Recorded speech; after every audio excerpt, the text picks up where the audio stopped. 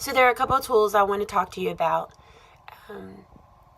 that basically help us to have a proper posture in prayer, as we call it. And all that means is that I get things in perspective. I remember who God is, who I am in comparison.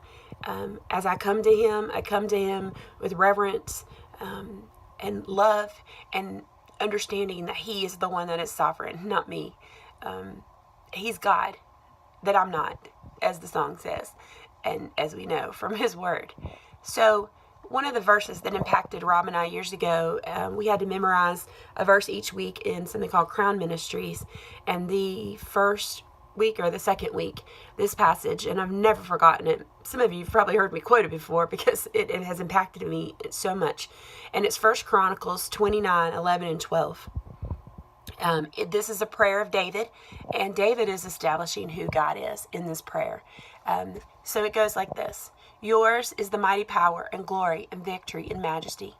Everything in the heavens and the earth is yours, O Lord, and this is your kingdom. We adore you as being in control of everything. Riches and honor come from you alone, and you are the ruler of all mankind. Your hand controls power and might, and it is at your discretion that men are made great and given strength.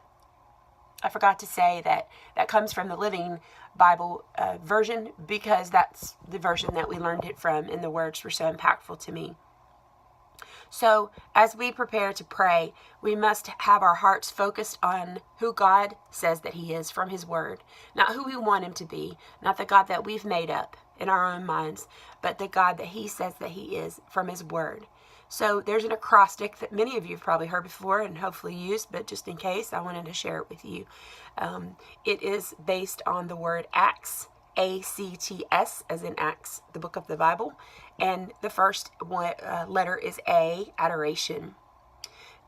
Adoration is just what David was just doing in that passage, just adoring God for who He is, acknowledging who He is.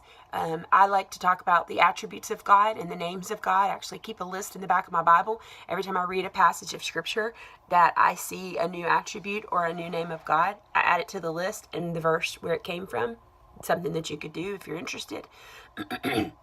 But when I start to pray, if you're using this acrostic, the first thing you're going to do is just adore Him for who He is. Give Him the proper adoration that He deserves as the Creator, as the sustainer of this life that we live, and as our Redeemer. The second is confession.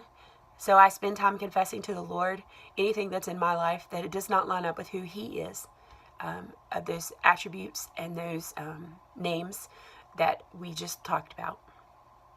And then the third thing, T, is for thanksgiving. There's always something to be thankful for. To spend time thanking Him instead of just always give me, want, but stop and thank Him for the things that He has done. And there are so many things, even sometimes when we don't see them. And then the last one is supplication. And supplication is when I finally bring my request. It's when I pray for you. It's when I pray for our church. It's when I pray for our nation. It's when I pray for myself. Anyone who's asked me to pray for them, I only can do very good with that if I make a list. I'm one that has to write it down.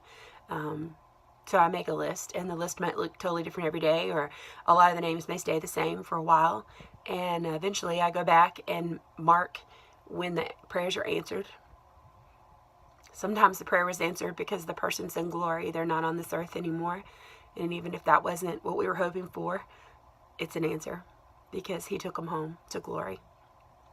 So I write it down because that helps me particularly. Everybody's different. Maybe you're more of a verbal person, but writing that down helps me a lot. And it doesn't have to take long, but you can do that without writing it down. You can do that while you're riding down the road, riding to work, even if you only have a 10-minute drive. I have even less than that, but I could still get that done from my house to the church that I work at.